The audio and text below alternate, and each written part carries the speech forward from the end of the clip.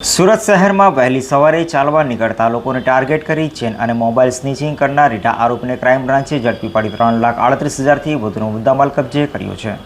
સુરત શહેર વિસ્તારમાં કાયદો અને વ્યવસ્થાની સ્થિતિ જાળવી રાખવા પોલીસ કમિશનર દ્વારા અપાયેલા આદેશને લઈ સુરત ક્રાઇમ બ્રાન્ચની અલગ અલગ ટીમે પેટ્રોલિંગમાં હતી ત્યારે ક્રાઇમ બ્રાન્ચની એન્ટી એક્સટોર્શન સ્ક્વોડની ટીમે બાતમીના આધારે સુરત શહેરના પાલ, અડાજણ અને અઠવાગેટ વિસ્તાર સહિત વિવિધ વિસ્તારોમાં વહેલી સવારે ચાલવા નીકળતા લોકો પાસેથી સોનાની ચેન અને મોબાઈલ ફોનની ચીલઝડપ કરનાર આરોપી લિંબાયત પ્રતાપનગર ખાતે રહેતા સાહિલ ઉર્ફે શાહુ ઉર્ફે વસીમ ઝાકીર શેખને ઝડપી પાડ્યો હતો.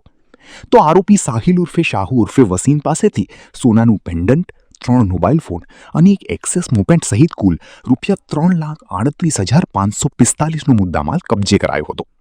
પોલીસ તપાસમાં સામે આવ્યું છે કે આરોપી વહેલી સવારે એકલા ચાલતા લોકોની રેકી કરી અચાનક ચેન કે મોબાઈલ છીનવી મોપેડ પર ફરાર થઈ જતો હતો.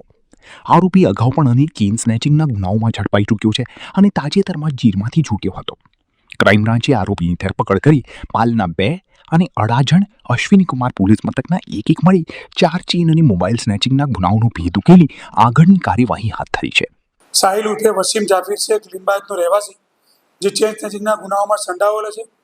અગાઉ પણ એના વિરુદ્ધમાં 6 અલગ અલગ પોલીસ સ્ટેશનમાં ગુનાઓ છે અને પાસામાં જઈને આવેલો છે 20 દિવસ પહેલાં.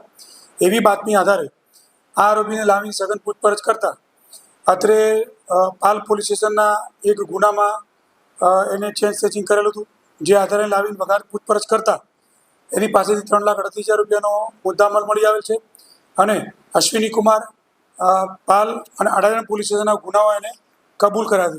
ટોટલ એના વિરુદ્ધમાં 10 ગુનાઓ છે. આ આરોપી હમણાં જસ્ટ 20 દિવસ પહેલાં પાસામાંથી છૂટી આવેલ છે.